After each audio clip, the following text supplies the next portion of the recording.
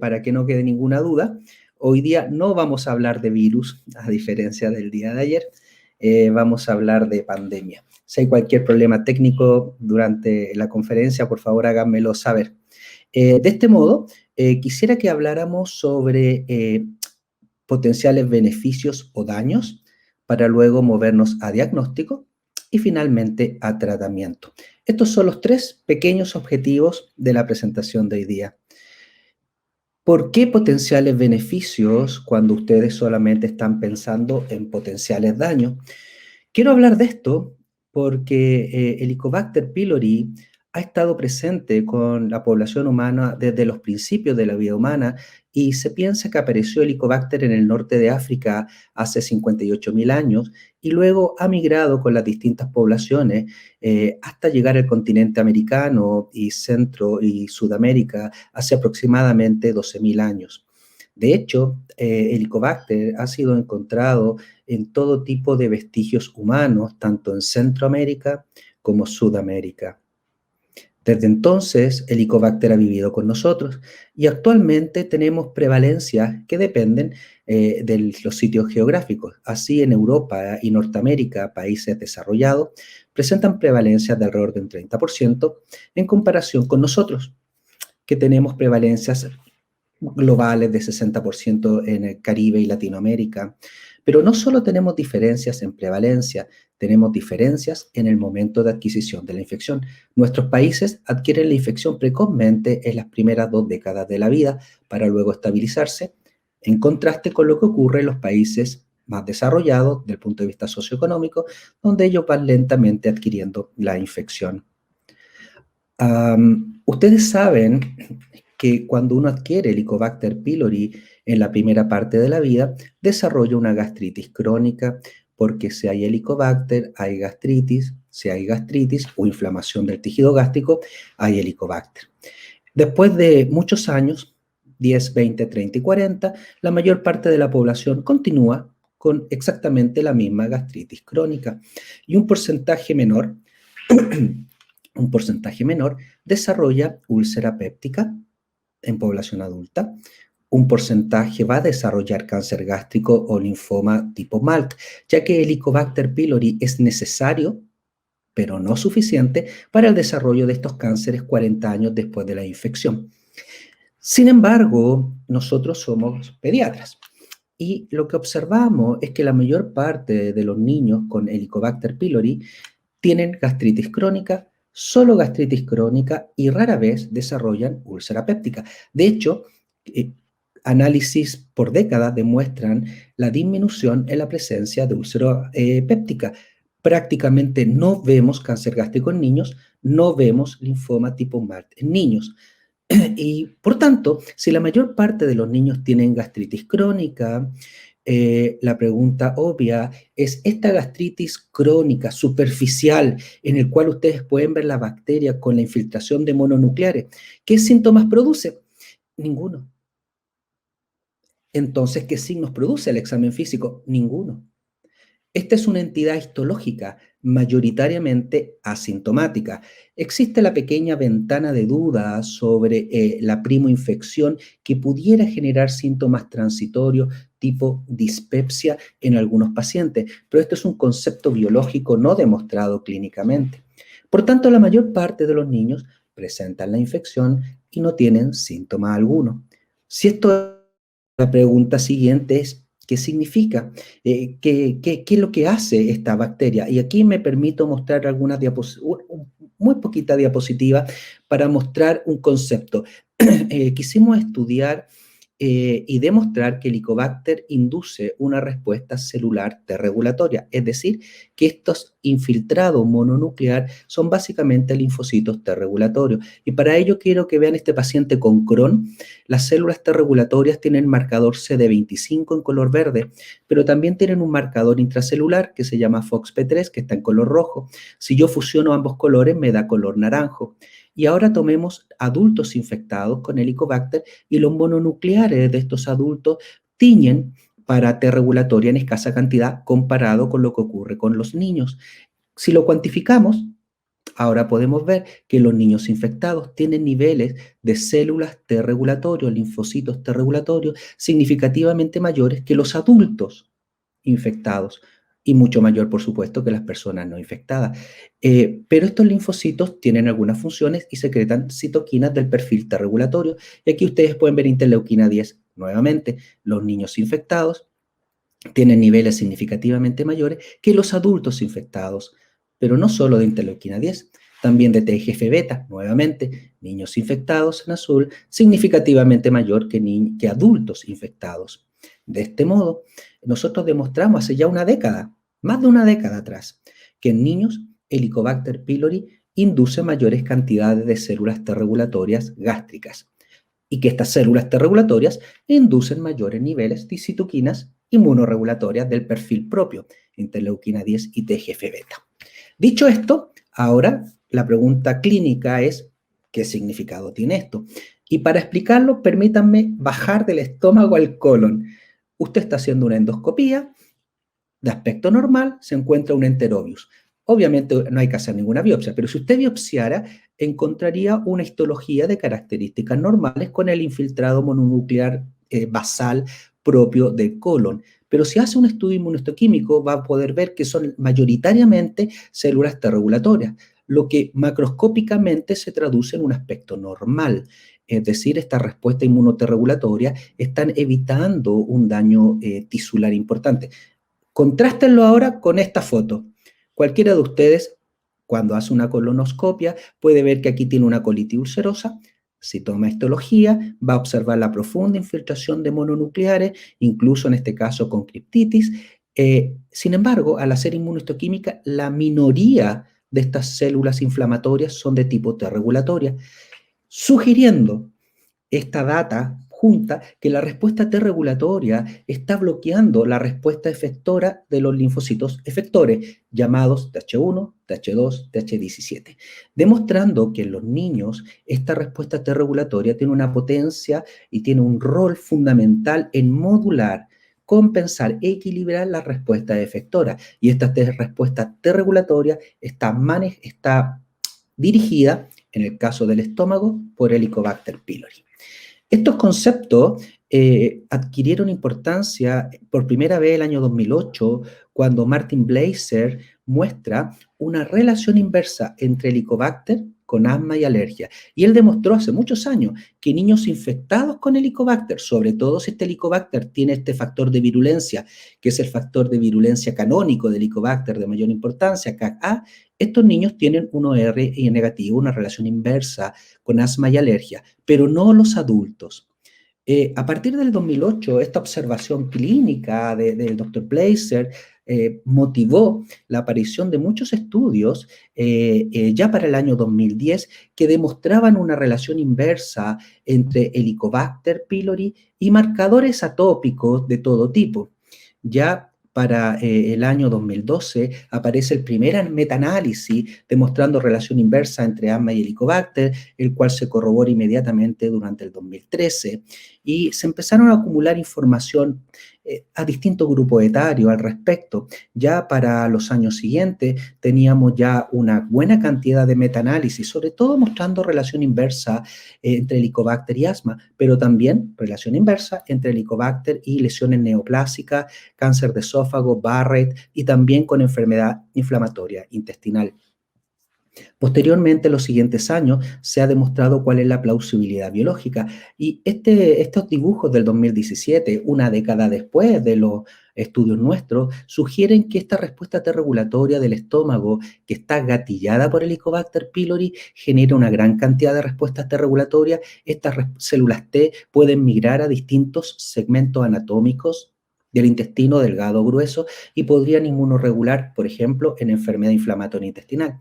Pero también se postula que estos podrían migrar vía hematógena hasta llegar a los epitelios de la vía aérea y de esta manera podrían participar en los mecanismos inmunoreguladores del desarrollo del asma.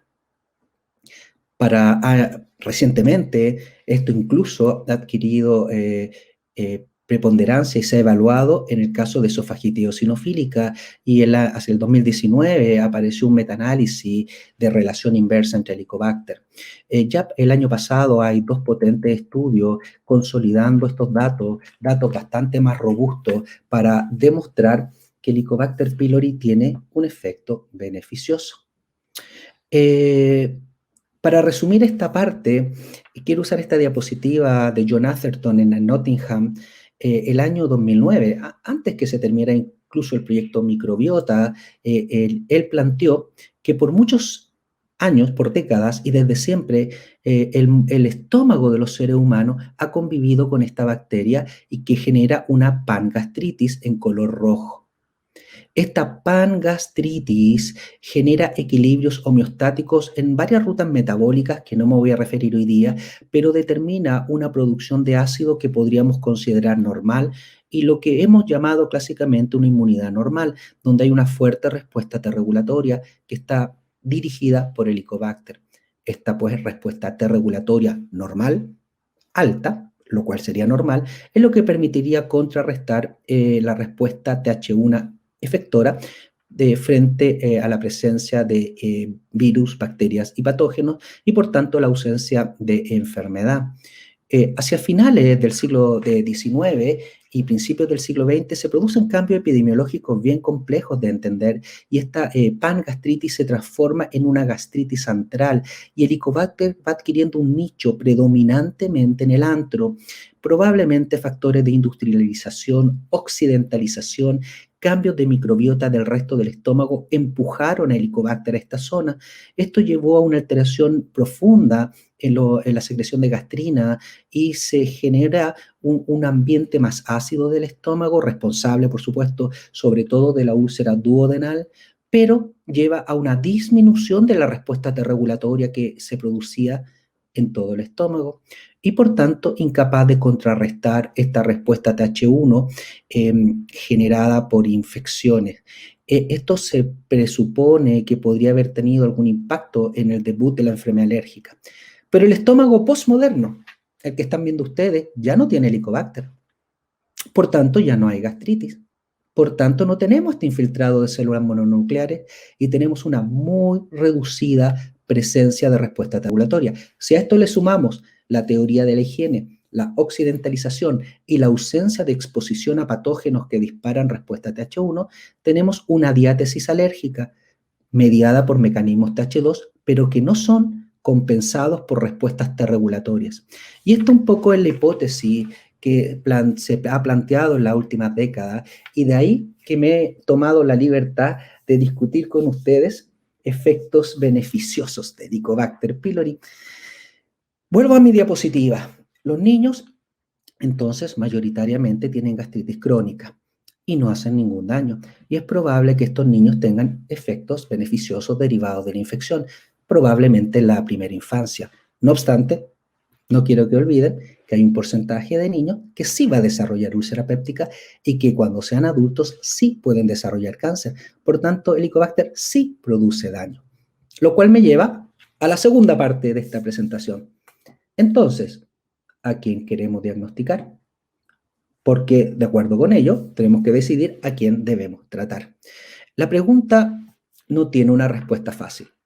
De hecho, ustedes pueden ver los consensos en población adulta alrededor del globo, lo que se van renovando cada tantos años, dado que aparecen nuevas interrogantes biológicas.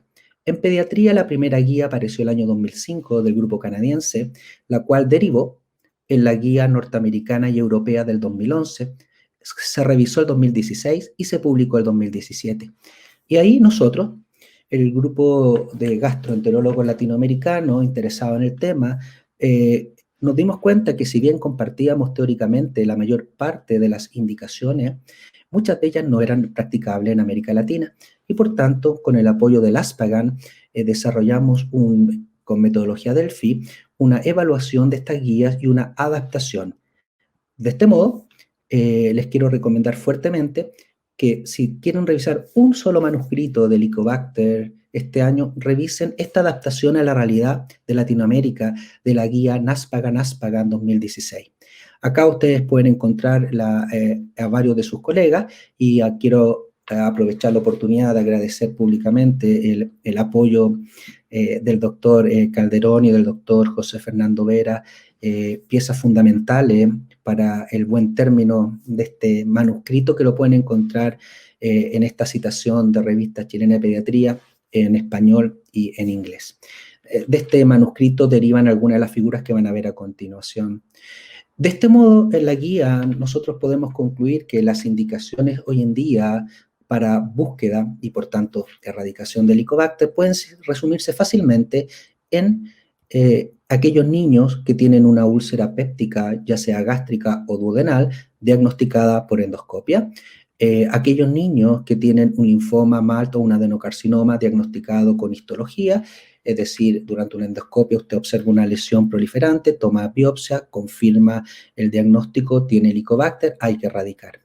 En tercer lugar, hay un grupo de niños con anemia ferropriva que han sido tratados sin respuesta a suplementos por hierro. Muchos de estos niños son derivados a endoscopía para estudio de enfermedad celíaca u otras enteropatías o duodenopatías con mala absorción. Si en este contexto de un niño que se está estudiando anemia y otras causas de mala absorción, usted demuestra Helicobacter, tiene indicación de erradicación.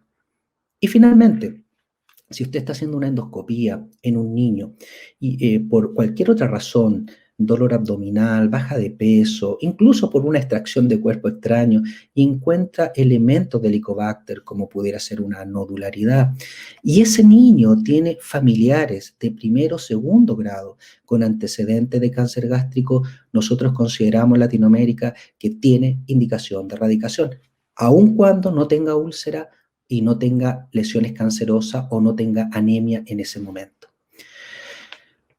¿Cómo hacemos el diagnóstico? Entonces, bueno, aquí voy a resumir cosas que la mayor parte de ustedes debieran saber, que tenemos test diagnósticos indirectos, que son no invasivos, que no dependen de endoscopía, y tenemos test diagnósticos directos. Los test indirectos son básicamente tres: los test de urea en aire expirado, los test de antígeno en deposiciones y los estudios serológicos. Todos ellos tienen una excelente sensibilidad, excelente especificidad, todos sobre 95%. Quiero recordarles un par de conceptos sobre el test de urea en aire expirado.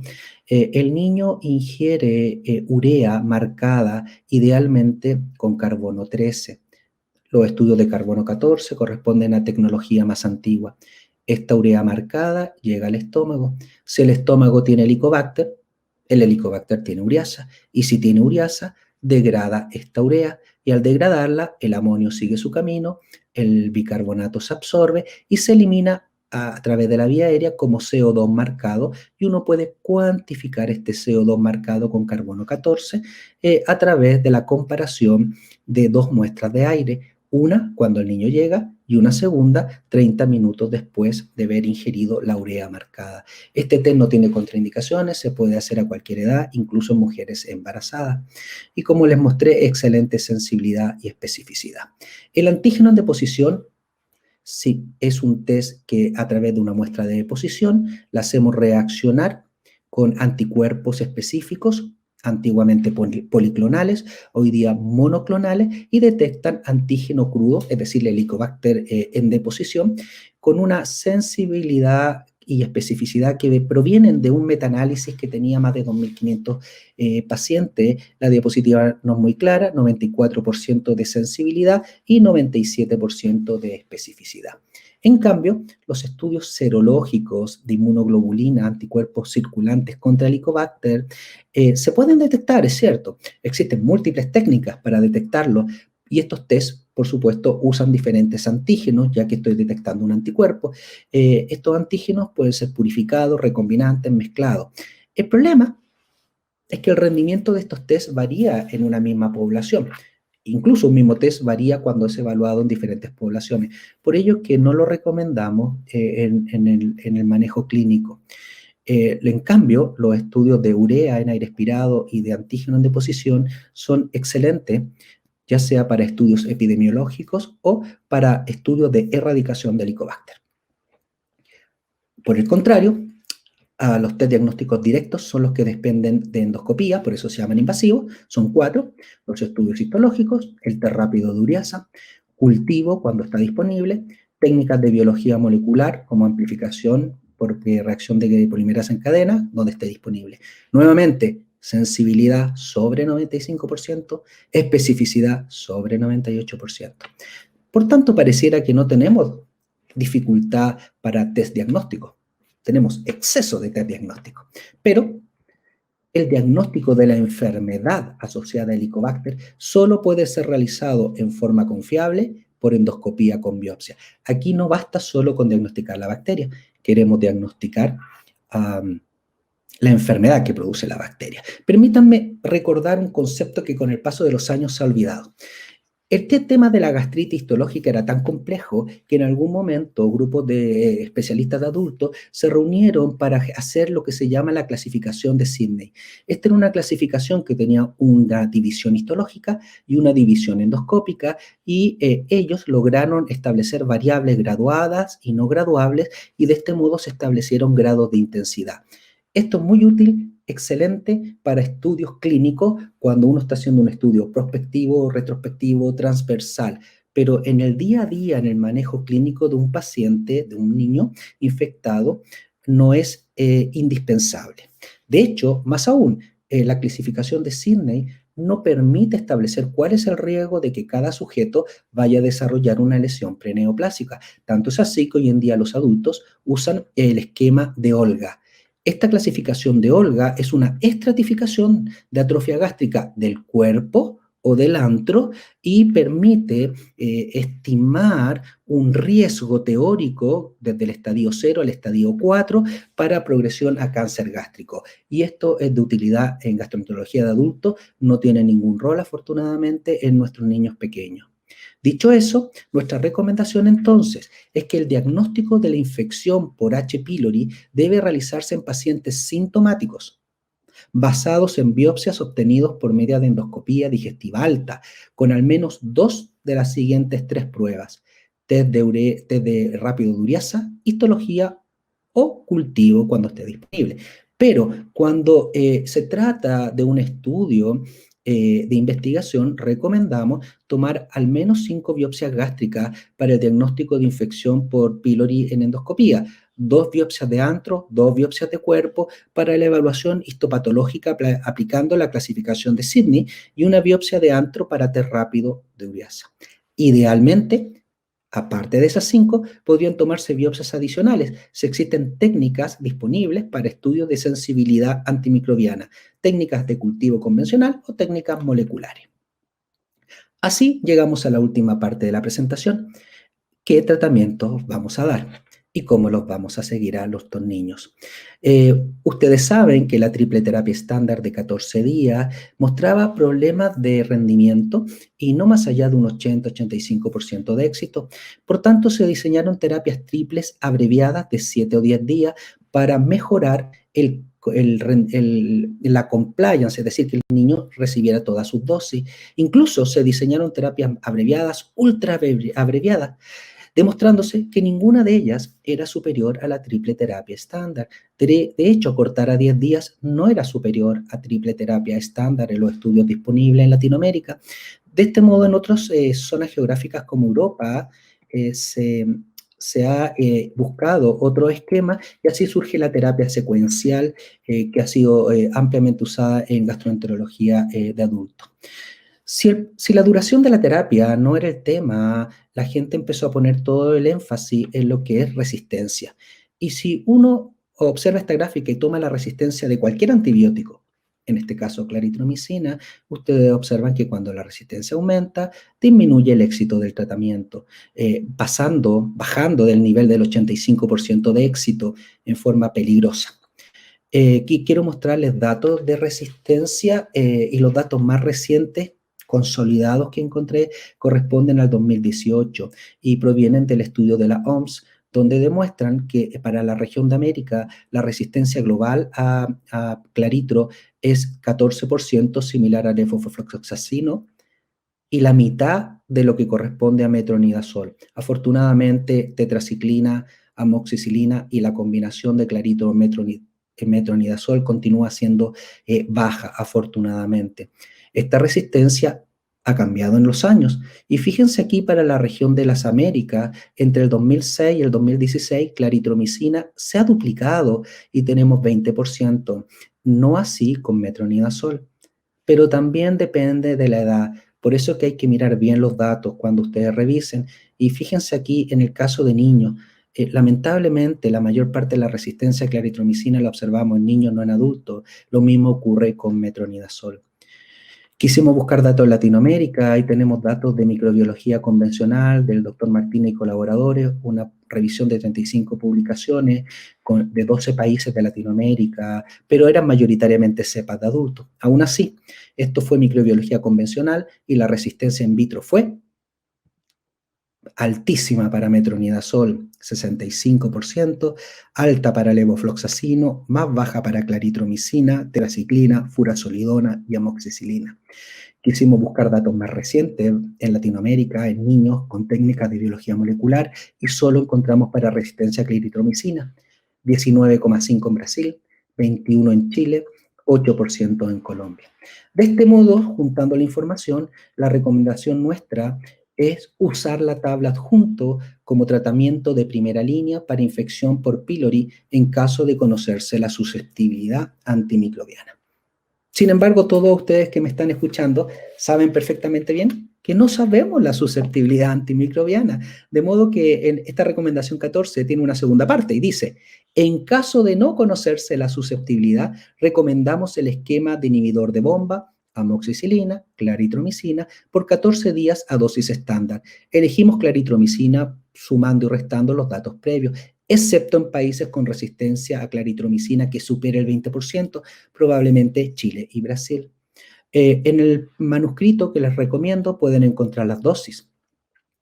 Y recomendamos que hay que comprobar el éxito del tratamiento anti-Helicobacter utilizando test de urea en aire expirado, carbono 13 o antígeno en deposición, como lo mostré hace un par de diapositivas.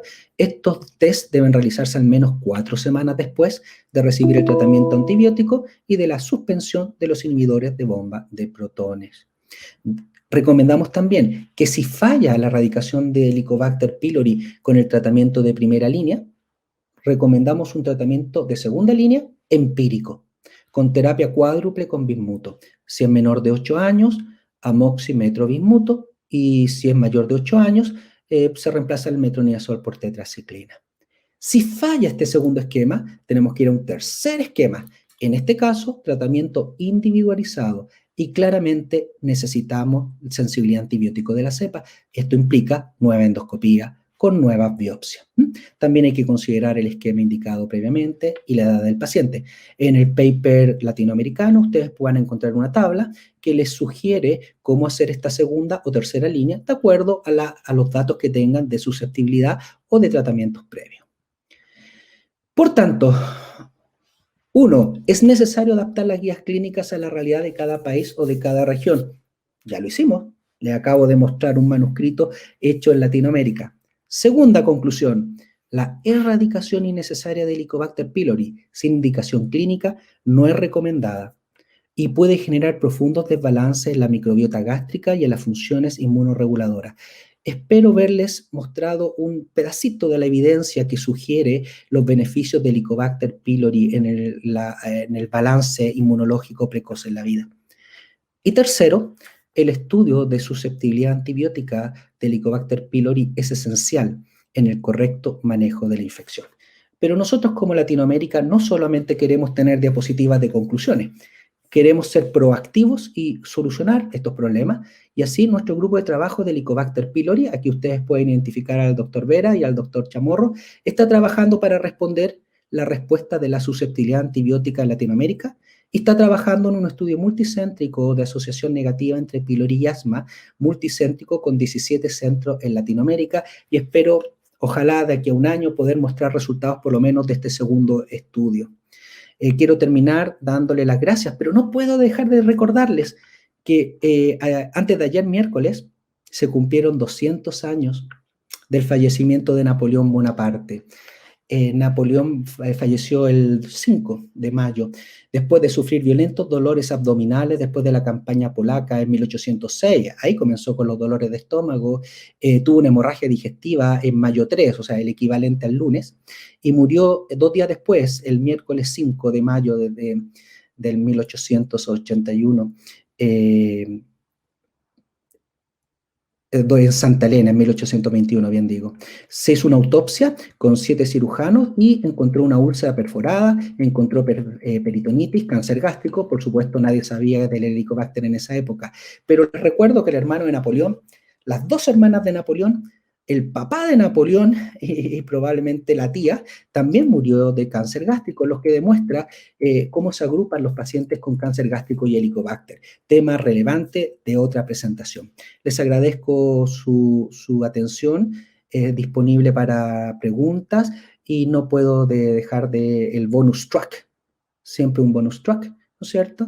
Quiero que veamos el Helicobacter no como el malo de la película. Ustedes ya saben quién es el malo de la película, y por supuesto alguien tenía que mirar Helicobacter y COVID, y por supuesto esto fue publicado hace un par de semanas atrás en JPGN, mostrando que los pacientes que tienen COVID, aquellos que además tienen Helicobacter pylori, tienen mayor dolor abdominal y diarrea, y esto se correlaciona con la presencia de Helicobacter. Un estudio clínico descriptivo, pero obviamente hay que estar atento a los momentos. Muchas gracias por su atención.